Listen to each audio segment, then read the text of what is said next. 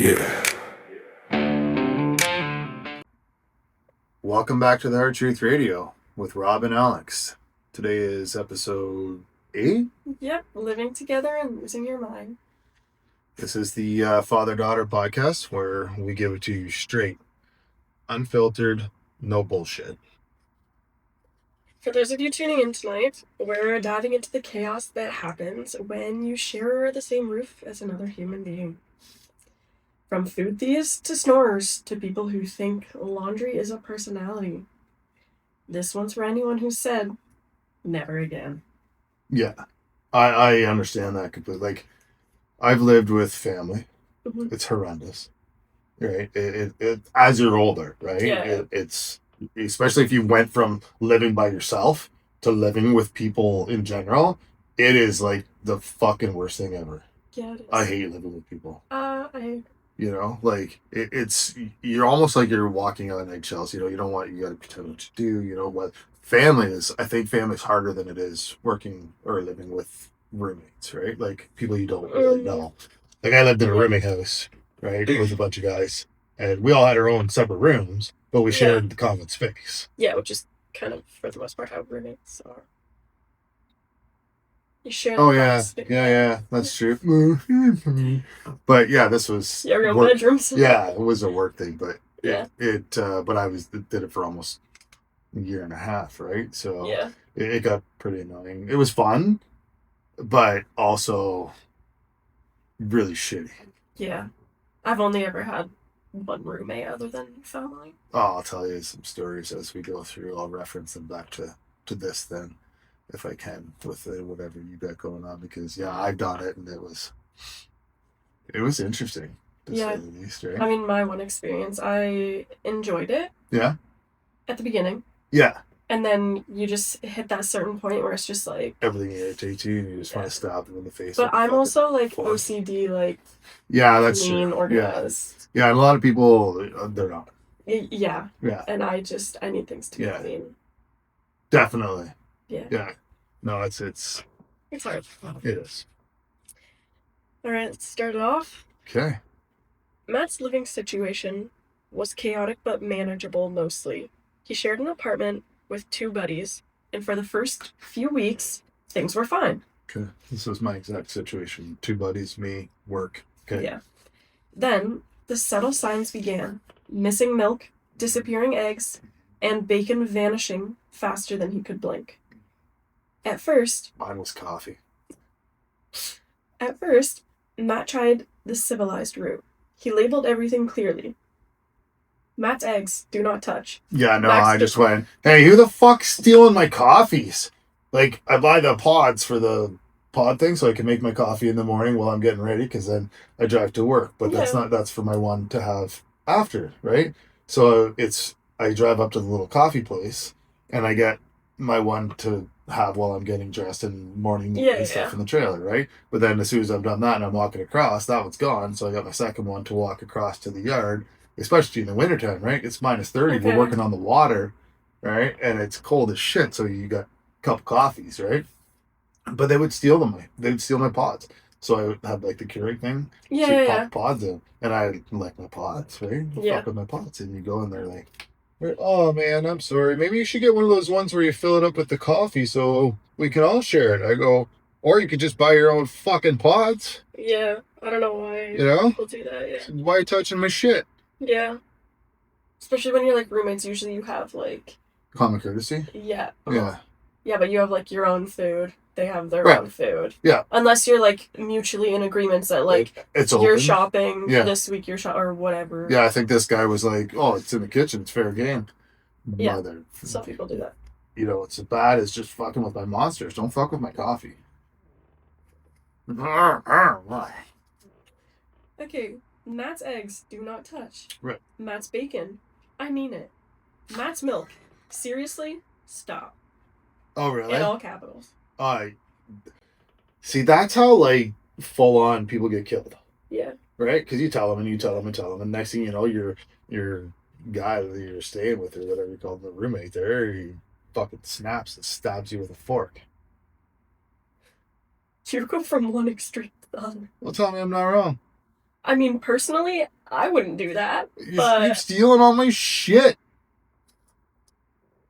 No? Okay. No. I take it back. I wouldn't stab you in the neck with a fork. Maybe a pen. Maybe a pen. But the thief was cunning, sneaky, and apparently unfazed by polite notes. Every morning, Matt would open the fridge and sigh, watching his breakfast disappear like some kind of cruel Could you magic imagine how trick. pissed off you'd be every morning waking Oh up? yeah, that's such a great way to start your morning. You'd have to move it. You'd have to. Would you move it? Would you? I don't know. Move it where? I don't know. In your bedroom, get a separate fridge and leave it in your bedroom. Maybe.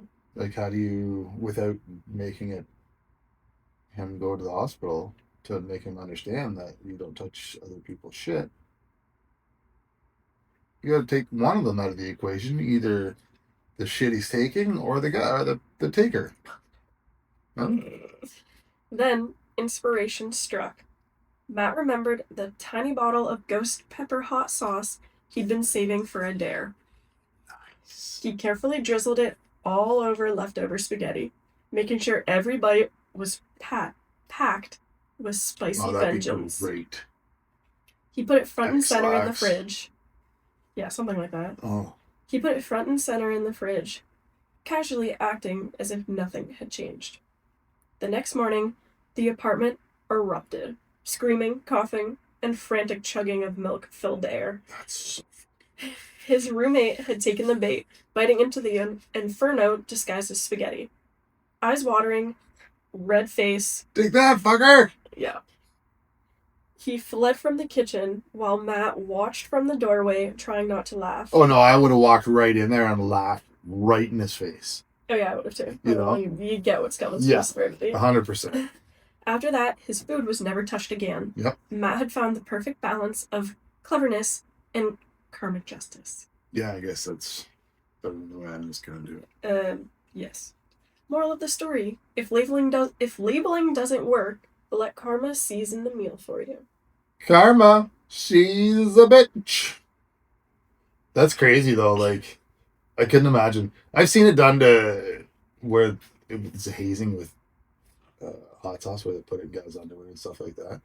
Fucking burns like you wouldn't believe. Right? Same thing. 535. Yeah, it's the same if you touch your eyes or something. Oh yeah. You gotta make sure you wash your hands. Yeah. Oh. That's good. That's good though. You got to. Hey, what are you gonna do? You got to get them back for something, right? Yeah. Have you ever done something creative to teach someone a lesson? Well, I know, because I just went straight to them and said, "Hey, stop." Yeah, right. Like, I don't really want to sugarcoat it. Stop touching my fucking shit. Yeah. That's the end of it, right? You do it again, I'm gonna fucking bust your teeth open. And straight to violence he goes. Well, that's the way we were raised. Like, yeah. But we were raised, you know, or we were taught to protect ourselves, and like, I don't know. Well, what'd you have done? Would you have went to the hot sauce, or would you went straight to them and said, "Listen"? Oh no, I usually use my words first. Right. So, well, what actually, you give me shit for then? I would have started with the notes, and then I would have went with my words. No, because as soon as I started trying to write the note, my emotions would just start. My blood would start boiling. Right? Yeah, but you don't have any chill. No. Well, no. That's why I don't make executive decisions. See, but that's why I would leave the notes first. Right. So that my attitude doesn't overcome me. Okay. And then as soon as I need to say something to them, my attitude just Then your father's going to come out on you? Yeah. Yeah. And then I'm just giving them attitude. And then they do it again, and then I'm going to knock their teeth in. See? God damn it. I'm going to stab them with a fork. She is my daughter after all, for fuck's sakes. Yeah, but I'm not going to stab them with a fork. Why not? That's a bit much. Why? Have you ever stabbed anybody with a fork? No. But it'd be hilarious, especially if you get them like back in the shoulder. Why? So they can't take it. It'd be like a diving board. You just walk by and ding. Oh, sorry about the fork. Doing, flick it when you walk by. You know, you'd probably get charged. I don't give a fuck. Yeah, I gotta charge you. It'd be hilarious. You don't think that they would charge you? I don't know. Probably. It'd be funny as fuck, though. It'd be funny, but they would charge you. I'd laugh. Okay, next story. Okay. Jenny was thrilled when her best friend, Mark, suggested they move in together. This is kind of what happened with me when I moved in with my friend. Oh, sorry. 2 best friends, 1 apartment, endless movie nights, snacks on demand. What could possibly go wrong? Everything. Everything. Started with 2 friends. Turns out, everything. Mark had a unique approach to cleanliness. Dishes, they never washed themselves. And apparently, that was his philosophy. Pizza Like, boxes, he wouldn't wash them? Yeah. Oh, okay. He's a slob. Yeah. Pizza boxes became decorative art on the coffee table. And the towel situation, let's just say, it was always damp, always smelly, and somehow always his. It would last about a fucking week. Oh yeah, I would lose my mind. If that long. Cleanliness thing, I could handle you touching my stuff for longer than I could a mess. Yeah. Like, just pick your shit up. Yeah. It's not that hard. Yeah. Especially, like, do whatever you want in your own bedroom. No. It's yours. But even that. In our space, respect. Like, when you open up your bedroom door, when you walk by and it smells. Well, like yeah. that bad. Like, no, clean your but, like, fucking shit up. You're supposed to be a grown-ass person, right? Yeah. Like, but you can't really say anything about their own space. Like, whatever. Do whatever you want with your own shit. You want to step over your pile of garbage? oh, I'm still going Go to tell for them it. they're slobs. Oh, yeah, I would tell them that. But, You're like, you can't fucking really... slob. Like, whatever. Clean your shit up. You just couldn't do it in my space. Jenny tried subtle nudges. A sticky note on the sink. A chore chart on the fridge. Even strategically leaving cleaning supplies around. Nothing. Nothing, eh? Nada. No. Zip. Zero. No interest. Yeah. You know why? He's expecting her to do it all because Mhm. she's a chick. Yeah. Right? Yeah. Oh, yeah, for sure. After a month of tiptoeing around the chaos, Jenny's patience snapped.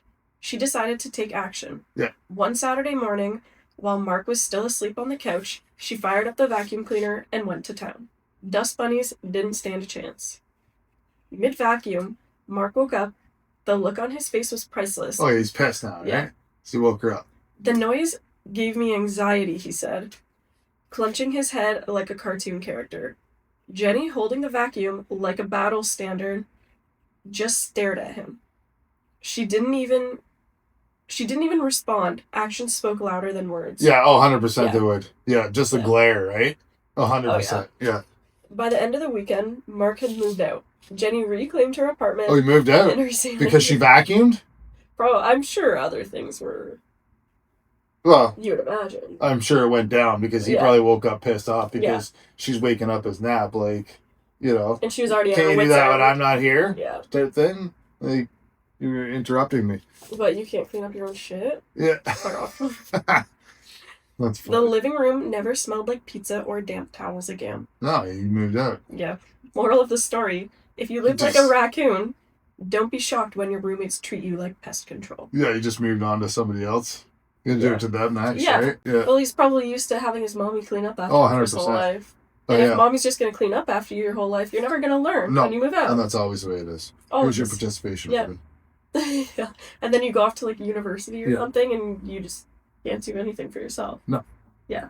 Absolutely. Yeah. I've seen it happen all the time. Some people's children. Time for a classy intermission. Oh, classy intermission. Yeah. So We think everything's classy. It's so classy. Today's episode is brought to you by Febreze for your feelings. When your roommate's emotional baggage stinks worse than their laundry, give it a quick spray and pretend everything is fine. Now available in scents like passive-aggressive pine and silent treatment citrus. Now available at Rob's store. We're going to start selling them? Yeah, I like that. I like the citrus one. It smells delicious. Yeah, if you smelt it. Yeah. Silent treatment. Silent treatment. Oh, I've smelled a lot of silent treatment citrus, let me tell you. Yeah. Back to our nightmares. Those were my nightmares, though. These are all my nightmares. Chris had always been careful about who he rented his basement to. So when his old coworker, Ben, needed a place, he figured it would be fine. After all, they'd worked together for years. Yeah, kind of knows him, right? Shouldn't be too bad. Just, Yeah. all right, he's kind of nice guy. Give him a chance. He's like, The first 2 weeks were smooth sailing. Yep. Ben kept to himself. paid rent on time, and the fridge stayed responsibly full of groceries for everyone. Nice. Chris even thought, hey, this might actually work. Right? Yeah. Seems to be okay. Then came week 3. Here we go. Disaster struck. Downhill, baby. Yeah. It always starts good. Yeah. Always, like everything else, right? Yeah. Music blasting at 2 a.m., strangers lounging on the couch, and somehow the laundry room had been converted into a makeshift lounge completed with beanbags, snacks, and fairy lights. Is that their smoking room? Oh, maybe. That's what I think of. They just converted it into a lounge, right? It's probably a more... I wouldn't mind. That's what we should get. Rooms. We should get beanbag chairs. No. What do you mean, no? You can have a beanbag chair. What the fuck's wrong with a beanbag chair? I like my rocky chair. Oh. I just don't like the color of it, hence I like it. It is a comfy chair. The price. $0. Chris was at his wit's end. He had drafted eviction notices in his head on the drive home more than once that week. But then, he got the context. Ben had just lost his job. Suddenly, the chaos made sense. Chris realized this wasn't a careless, inconsiderate roommate. It was someone struggling to find a sense of normalcy. Yeah. Okay. Instead of kicking him out, Chris took a deep breath. He sat Ben down, laid out clear rules, quiet hours, no overnight guests without permission, and shared chores, and offered to help him get back on his feet. Yeah, like be responsible, right? Like I gotta fucking live here too. Yeah. Right? Like don't be a douchebag all your life. I'm going to work. Yeah. Like, come on. He connected Ben with some job leads, encouraged him to stick to a routine, and treated him like a human being instead of a nuisance. Yeah. See, I got a buddy like that. He's one of those guys, right? Like if he comes across as whatever you want to think about him, asshole, whatever, blah blah blah. But he's the first guy to reach out and be like, oh, man, like just relax. We'll give you a chance. Do this, do that, right? You know what I mean? Straighten you out and give you every fucking advantage to get your life on track that you could possibly think of. Yeah. He's gonna help you because he's just that kind of guy. Yeah. He wants to see everybody succeed, right? So. Support friend. Yeah, right? Support those who support you. No, that's how he gets his, right? But so there's people like that, right? So give him a chance. They always end up fucking it up. Right? Because I don't understand the reasons to that, right? When people like that, right? I don't know where the rest of the story is going to go, but if you're giving a guy a chance, after you've already fucked up once, right? Yeah. Okay, slow down, take it easy. Here you go. Where's your loyalty? Yeah. Right? To the guy who's helping you out. What kind of person are you if you can't be respectful of that guy that's, Yeah. So. That makes sense. That's how I look at it. Well, the rest of the story, there is no. Oh. Moral of the story, sometimes the worst roommates turn out to be the people who just need someone to care. Right. Yeah. Have you ever had someone driving you crazy and then just realize they need support and guidance? Yes. Yeah. I do. Like, it still happens on a weekly basis. I don't think it'll ever not happen, realistically. Derek. You? Oh, yeah. 100%. No, I love... You drive me mad. Yeah. That's because that's the way that I am, right? Yeah. My brain work goes 100 miles an hour, and I just have to sit there and... You just happen to be my daughter and get to be the one that has to deal with it, right? Yeah. Not the same as Derek. Derek's lonely, right? So you need some friends. We've helped him out. He got run on some hard times. He's doing his thing. And he, same thing. He gets lonely, so he texts you or calls you or whatever. And sometimes you're like, oh, Jesus Christ. And then other days you're like, huh. Wonder what the little fucker's doing, right? Like, you don't hear from him. So, it's... Goes both ways. Yeah, 100... Yeah, right? But it works out. There's lots of things that you can kind of get around and just suck it up. Oh, yeah. No, you just... Like, I just listened to you rant about the randomest things. Yeah. Was it random? Most of the time. I'm like, well, I don't even know what the fuck you're talking about right But it made sense? What made sense? I don't know. What? Holy shit. Who? You! I just let you rant about shit, and I'm like, whatever. That's what I do. That's what the show is. Me rambling, telling. Oh, I mean talking. off the show. Oh. Mm-hmm. You still do it. I do that, yeah. And I'm like, learning how to use. I honestly don't actually know what you're talking about right now, but I'll just sit there and be like, yeah. Yeah. I know what you're talking about, yeah. 100%. Yeah, I agree. Just smile and nod, right? Smile and nod. You get a lot of that. Mm-hmm. Rent in Vancouver is crazy, but the rules around roommates are even crazier. Let's dive into the legal loophole. Rent everywhere is fucking retarded. Yeah. Oh, yeah. Like, sorry, Vancouver, I don't mean to take it from you, but... Oh, yeah, it's just... I don't know how people live. Like, it's insane. Yeah. Let's dive into a legal loophole that could change everything for tenants. In Vancouver, a city where rent prices are sky high and finding affordable housing feels like winning the lottery, many residents rely on roommates to make ends. Make ends meet. But illegally... You're going to chop our roommate up, make some meat ends, which you like to purchase. What's that guy's name? Love Bother? No. No. Jeffrey Dahmer. Oh, yeah. Whatever. Right? Yeah. But a legal loophole is putting these shared living arrangements at risk. According to a report by Ty. Oh, yeah? T-Y-E-E. Yeah. Okay. Ty. Ty.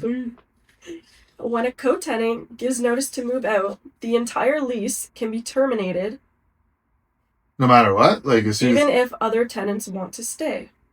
This means that if one roommate decides to leave, the remaining tenant could be forced to move out or face significant rent increases. By the landlord. Yeah. Just because it upsets the balance of the contract. So it has to start a new contract or agreement or whatever, rent agreement.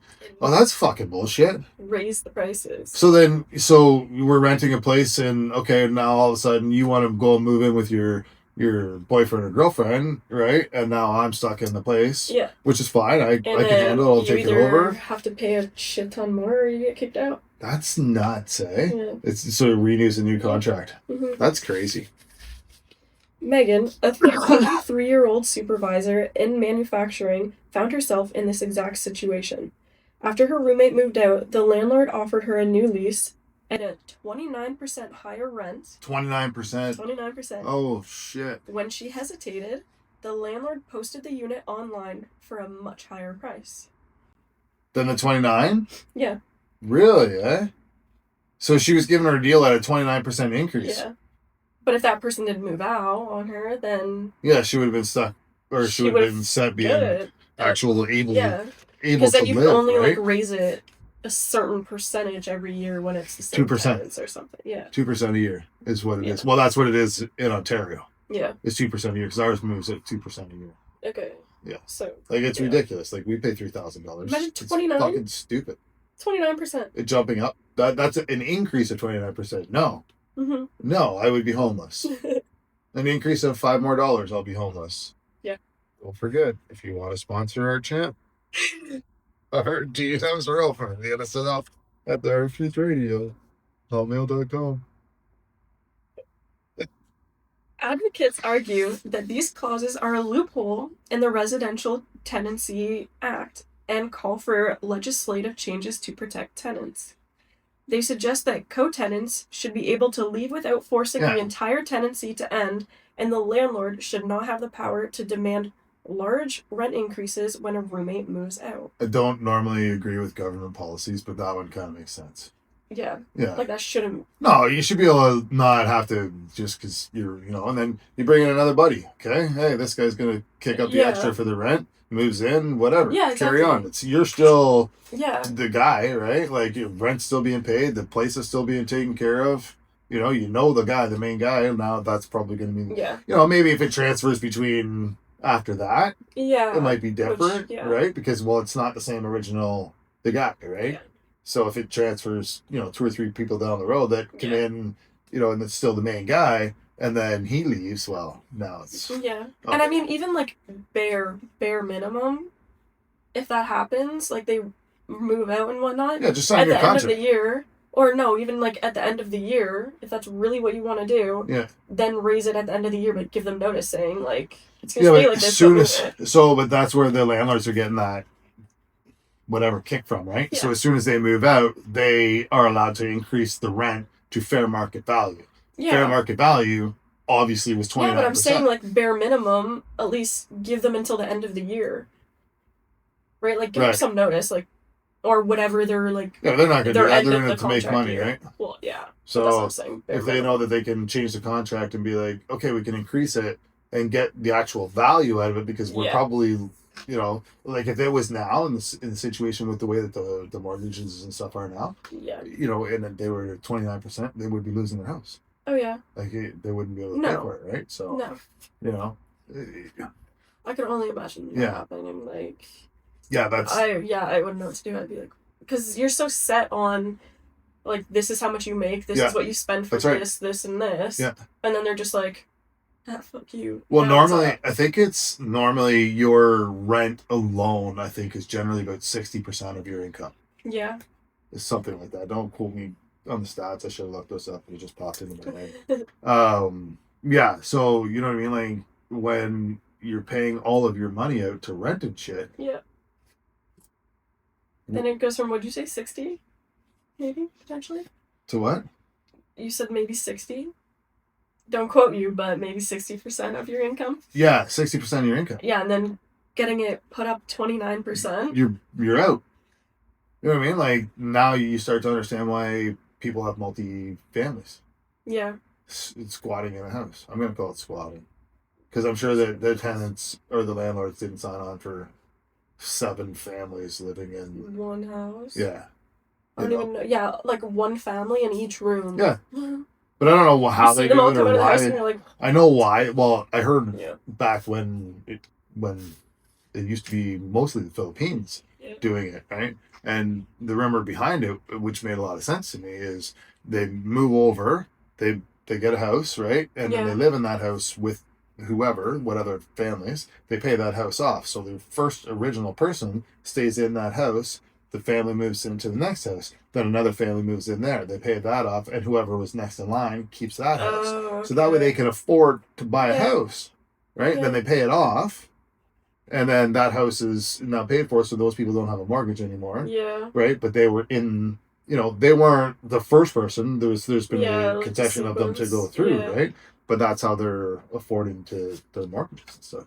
To be able to pay their houses off so they can actually live a normal life, right? Yeah. So I just know that a lot of people who have recently moved here are all like, their entire the new Canadians country is in one house. Yeah. Oh, 100%. Yeah, it's a mass takeover over here. Oh, yeah. For sure it is. But in, like, one house. Yeah. Like, how are you all fitting in there? I don't know. Like, it's... Could you imagine running around there with a water gun filled with deodorant? I think that'd be the wickedest thing ever. Yeah. Yeah. It'd be something. I don't think it would help, though. Oh, man. Moral of the story, even in shared living situations, clear rules and protections are essential because one person's departure shouldn't leave everyone else scrambling or vulnerable. Yeah, I agree with that. I do agree with that. I think that's for sure. Yeah. I think it's horseshit, too. Yeah. Horseshit, too. Horseshit. Horseshit. That's ASL for bullshit. That's what? Sign language for bullshit. Bullshit. Looks like you're doing a dabby thing there. No, this is a bull. And this this is a bull. Yeah. It's hard as my mic here. A bull. There its horns. Oh, okay. Okay. Bull. I see it now. Shit. I see it. A bull shit. Shit. Bull shit. It's a splatter. Oh, God. He's got some loose bowels there, that bull. Sorry, That's right. Turds. I don't think you can just change a whole language. God. Okay, well, we hope you enjoyed. You'll have to come back again next week and get our take on relationship train wrecks. Nice. Relationship train wrecks. Yeah. Till then, thanks for hanging out with us. Okay, well, that's it. This has been Hard Truth Radio. Rob and Alex, episode 8. Yeah. Oh, man, we're at episode 8 already. Don't forget. Oh, it does. Actually, that's good for us, right? Yeah. Hopefully, maybe somebody will eventually watch us. And or sponsor us. You know? Yes, Hard Truth Radio. Thanks for doing the stuff. The now I'm all messed up here. The what is it? The follow, the like, Figure the it out. subscribe, the follow, the like, the subscribe. Yeah. Support those who support you.